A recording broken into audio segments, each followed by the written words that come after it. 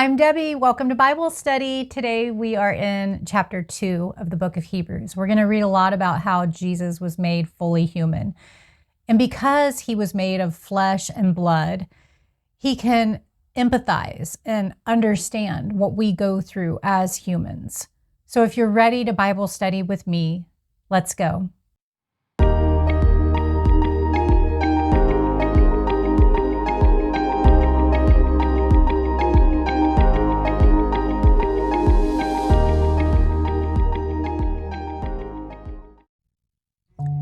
Dear Heavenly Father, we come to you with thanksgiving, and we ask that you give us knowledge, understanding, and wisdom as we study your word together today.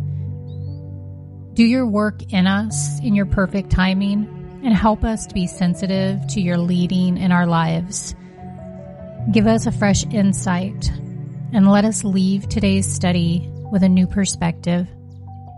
In Jesus' name we pray. Amen. Chapter 2. We must pay the most careful attention, therefore, to what we have heard, so that we do not drift away. So these early believers were in danger of falling away from following Jesus. They had heard the gospel, but it hadn't sunk in yet. People raised in believing families and churches risk the same danger today. They hear the words and more or less agree, but intellectual assent to Christ's leadership doesn't make a person a disciple of Christ. Verse 2, "For since the message spoken through angels was binding, and every violation and disobedience received its just punishment, how shall we escape if we ignore so great a salvation? This salvation, which was first announced by the Lord, was confirmed to us by those who heard him." Eyewitnesses to Jesus' ministry had handed down his teachings to the readers of this book. These readers were second-generation believers who had not seen Christ in the flesh. We also have not seen Jesus personally. We base our belief in Jesus on the eyewitness accounts recorded in the Bible. Where it said the message is spoken through angels reflects the teaching that angels, as messengers for God, had brought the law to Moses. A central theme of Hebrews is that Christ is infinitely greater than all other proposed ways to God. And in fact, the only way. Just as Christ is greater than the angels, Christ's message exceeds what the angels had brought to Moses. No one will escape God's punishment if they disregard the salvation offered by Christ. Verse 4, God also testified to it by signs, wonders, and various miracles, and by gifts of the Holy Spirit distributed according to his will. So it says God also testified to it. That continues the thought from verse 3.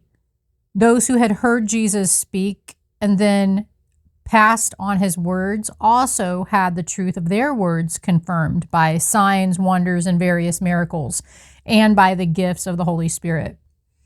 In the book of Acts, miracles and gifts of the Spirit authenticated the gospel wherever it was preached.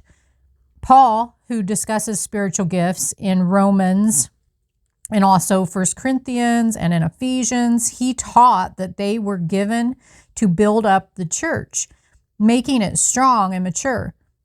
When we see the gifts of the Spirit in an individual or a congregation, we know that God's truly present. As we receive God's gifts, we should thank him for them and put them to use for the good of the church. Verse 5, it is not to angels that he has subjected the world to come, about which we are speaking, but there is a place where someone has testified, "What is mankind that you are mindful of them? A son of man that you care for him? You made them a little lower than the angels. You crowned them with glory and honor and put everything under their feet. In putting everything under them, God left nothing that is not subject to them. Yet, at present, we do not see everything subject to them, but we do see Jesus, who was made lower than the angels for a little while, now crowned with glory and honor, because he suffered death, so that by the grace of God, he might taste death for everyone. God put Jesus in charge of everything, and Jesus revealed himself to us. We don't yet see Jesus reigning on earth, but we can picture him in his heavenly glory. When you're confused by present events and anxious about the future, remember Jesus' true position and authority. As Lord of all, who will one day rule on earth as he does now in heaven, he can be counted on to give you stability and insight regarding your daily decisions. God's grace to us led Christ to his death. Jesus didn't come into the world to gain status or political power, but to suffer and die so that we could have eternal life. That's why it says, bringing many sons and daughters to glory. If we find difficulty in identifying with Christ's servant attitude, perhaps we need to evaluate our own motives.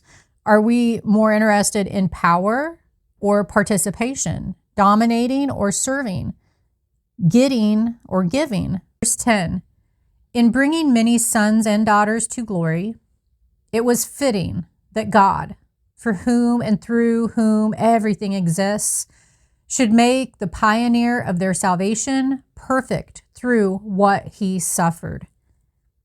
Jesus was made the perfect leader, or pioneer as it says, of our salvation through his suffering as the complete sacrifice for us.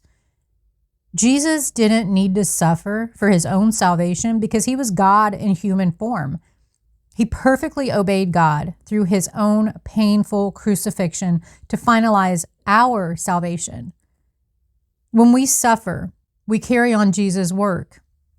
Our suffering can make us, as servants of God, more sensitive to the needs of others.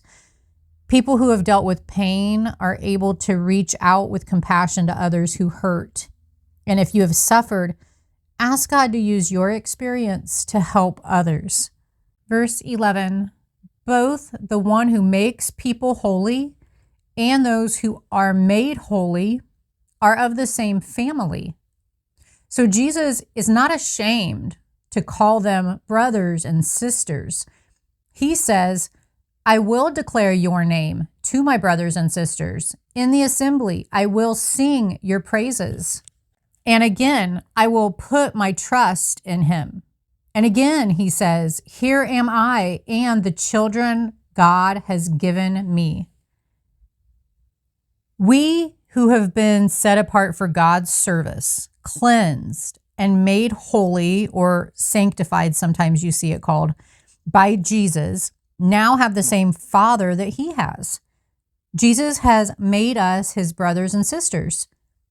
Various Psalms look forward to Christ and his work in the world. Here, the writer quotes a portion of Psalm 22. Because God has adopted all believers as his children, Jesus calls them his brothers and sisters. We all share God as our Father. In his sight, we are all equally his children. So we must never look down on or mistreat any of his other children. Verse 14.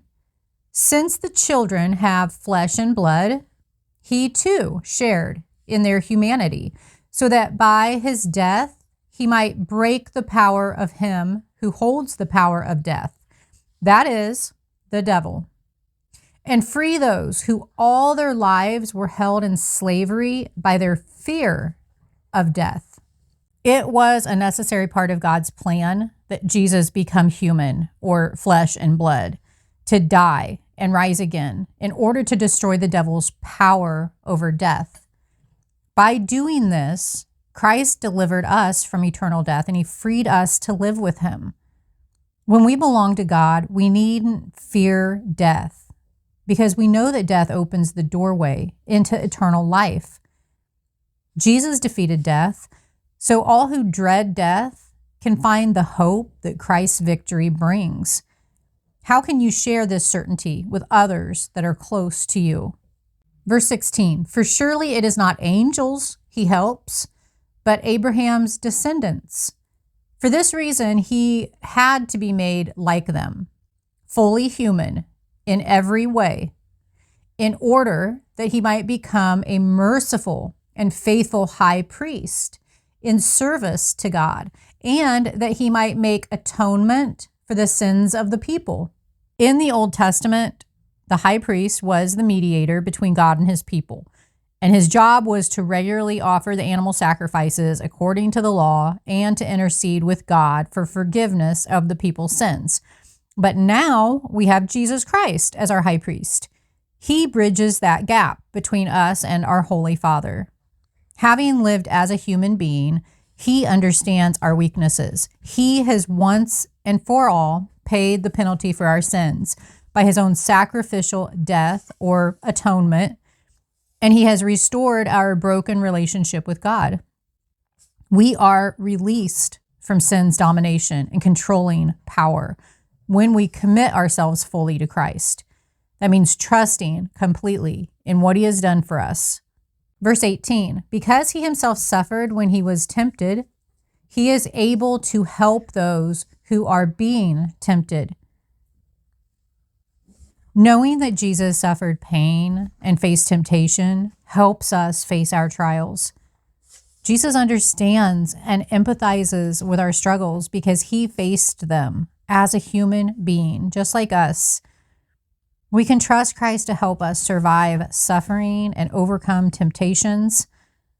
When you face trials, go to Jesus for strength and patience. He knows your needs and will help you. I like this section in my Bible where it speaks of lessons from Christ's humanity. Christ is the perfect human leader, and he wants to lead you.